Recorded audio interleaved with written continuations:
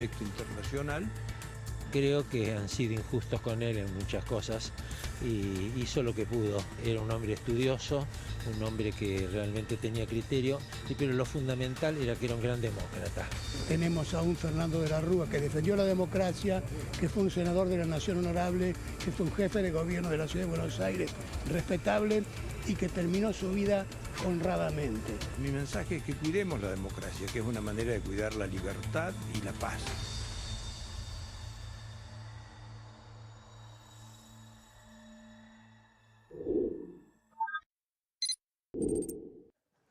Bien, y seguimos recordando a Fernando de la Rúa junto a Jorge Liotti, que ya está aquí con nosotros. Bienvenido, Jorge. ¿Cómo estás, Eleonora? Bien, en aquel momento vos cubrías el Congreso.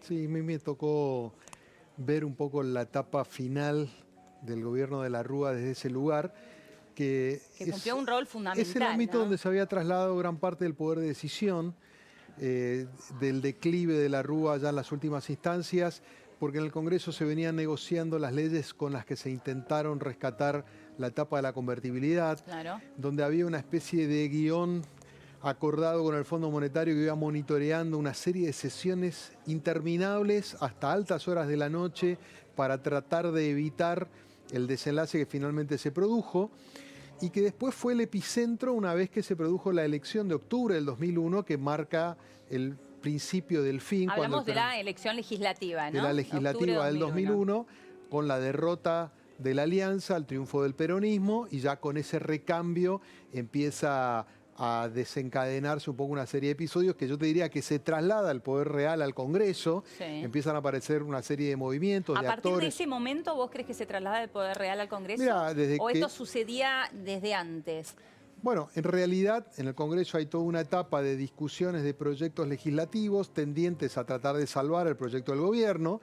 Recuerdo y recordaremos todos las gestiones permanentes de quien era el último jefe de gabinete, Cristian Colombo, Claro. que casi en soledad peleaba por esos proyectos, con un caballo que trataba de rescatar lo que quedaba de la convertibilidad, de negociaciones realmente interminables para aprobar proyectos que trataran de alguna manera de blindar la economía frente a la situación en la que se encontraba.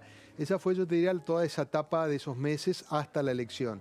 Una vez que se produce la elección, da la impresión de que había muy poco margen y que, de hecho, empiezan con medidas como a ubicar a Ramón Puerta como presidente provisional del Senado, o sea, una serie de movimientos que de alguna manera preanuncian lo que iba a ocurrir después.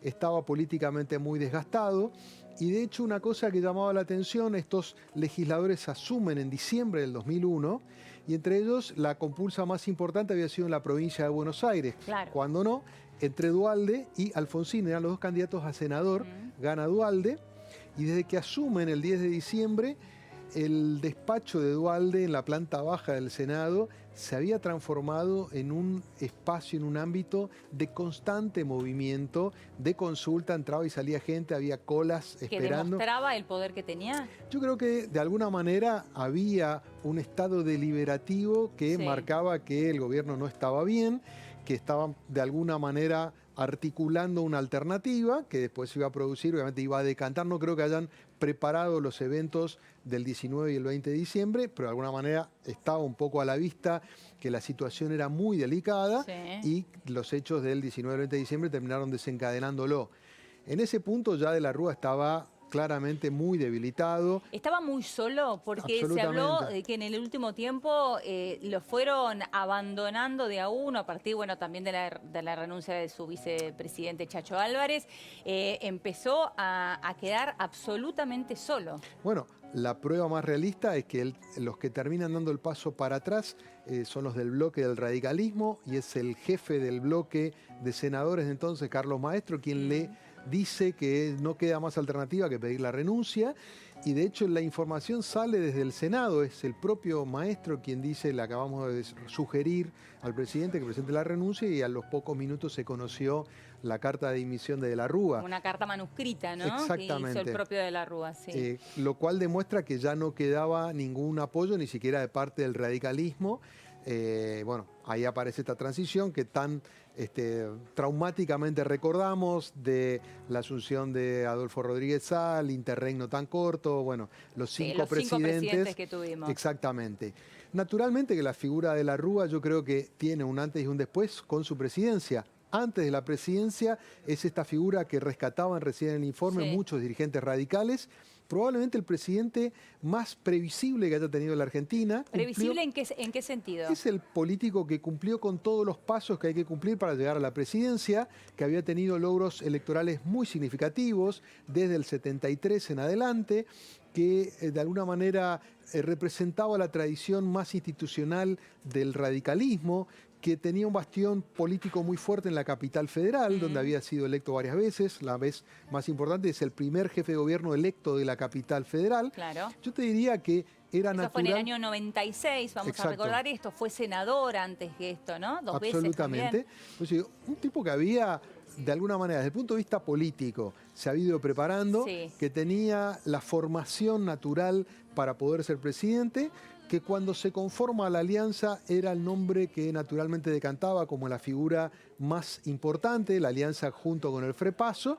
Yo te diría que cuando llega, y él termina siendo de alguna manera quien cataliza el sentimiento contra el menemismo en una época en la que ya había impactado fuertemente la recesión económica, había un alto nivel de desempleo y fundamentalmente había una demanda muy fuerte de honestidad, que era lo que él más simbolizaba. Claro. Honestidad y seriedad con la cual él jugó también durante su campaña, junto a quien le manejaba su campaña en aquel momento, Ramiro Agulla, con el famoso spot que todos recordamos, Dicen que soy aburrido. Absolutamente. ¿No? En el cual él remarcaba, bueno, es divertida la corrupción en la justicia, es divertido que no haya educación, es divertido, bueno, entonces seré aburrido, pero esto es lo que vengo a cambiar, ¿no? Bueno, no tendré Ferraris, dice de exactamente. Bueno, de alguna manera es un ejemplo este aviso que vos recordás de propaganda, de transformar una presunta debilidad en una fortaleza, contrastándolo con lo que representaba el menemismo en ese momento.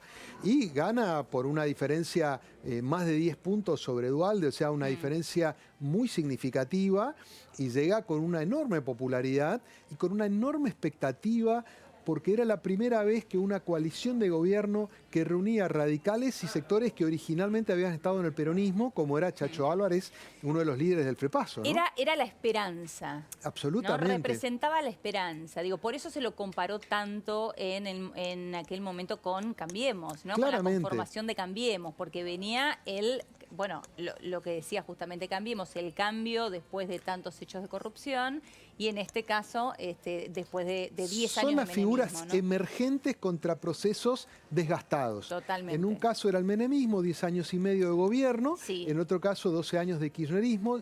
En ese sentido simbolizan lo mismo. También en ambos casos llegan al poder con alianzas novedosas, heterogéneas en su composición.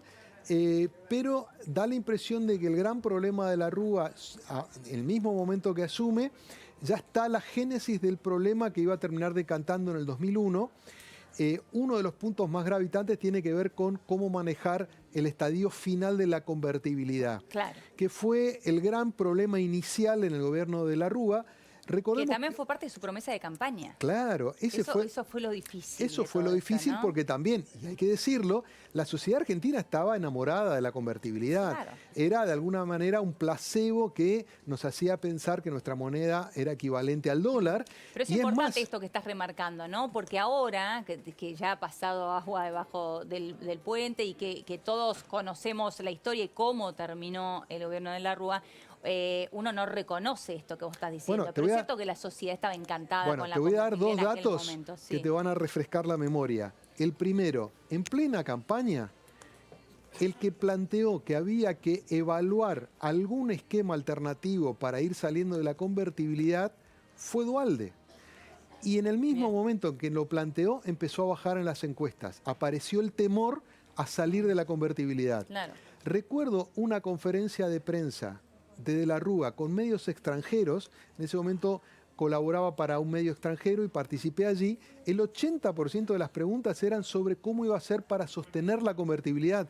Afuera lo veían clarísimo y De la Rúa se enojó en esa conferencia porque decía, yo lo estoy explicando, lo vamos a mantener, no hay ningún problema de solvencia. Conmigo un peso, un dólar, decía en todo campaña. el tiempo. Sí. Este es el primer caso. El segundo ejemplo es, después de la salida de la convertibilidad, entre enero y febrero del 2002, todavía había un 40% de la gente que seguía diciendo que quería volver a la convertibilidad. No entendía que no existía más aquello que había sido algo que todos en un momento pensamos que podía ser permanente y que terminó siendo una transición costosa y dolorosa. Muy costosa. No haber podido desarticular de entrada, haber planteado una alternativa a la convertibilidad, empezó a estresar la economía argentina de un modo muy complejo, inclusive al punto tal de que el primer gabinete de la Rúa era el gabinete de los economistas. Estaba desde Machinea, que era el ministro de Economía, pero estaba López Murphy, estaba Yach, estaba Rodríguez Llavarini, era un elenco técnico-económico, porque ese era un tema central, ¿no? Pero iba a ser el talón de Aquiles que lo iba a empezar a complicar, al punto tal de que ya en el tramo final termina llamando de urgencia a Cavallo a ver cómo pueden hacer para manejar esa convertibilidad en última instancia, y termina reventando por los aires en un contexto social muy asfixiante, ya con el corralito y con lo que veíamos recién, que fue esa decisión tan controvertida de declarar el estado de sitio que derivó en lo que pasó el 19 y el 20 de diciembre, ¿no? Exacto, imagen que recordamos lamentablemente y muy bien todos. Sí. Estaba pensando en esto que vos remarcabas hace un rato. Podríamos hablar de un político exitoso, pero que cuando llegó a lo máximo que puede llegar un político, que es justamente el cargo de presidente, no dio con la talla, no dio la situación, no supo manejarse políticamente. ¿Cómo sería? Porque uno piensa, bueno, vos recién lo decías, las cucardas académicas las tiene absolutamente todas. El camino que tiene que desandar un político también, experiencia le sobraba, su mote de chupete justamente se lo lleva por la juventud en la cual comienza, ¿no? su carrera política. A los 21 años ya estaba recibido de abogado con honores, medalla de oro. Y sin embargo, bueno, el final que conocemos todos, ¿no? Es interesante esto que planteás desde el punto de vista que no hay una hipótesis clara. Yo diría que hay como dos vertientes, una política y otra de personalidad, ¿no? La política le atribuye no haber interpretado el momento que le tocaba, para domesticar una situación económica muy grave, pero también al mismo tiempo una situación de debilidad en la que había quedado el peronismo, que había sufrido una derrota muy dolorosa y que había quedado partido entre el ala menemista y la dualdista.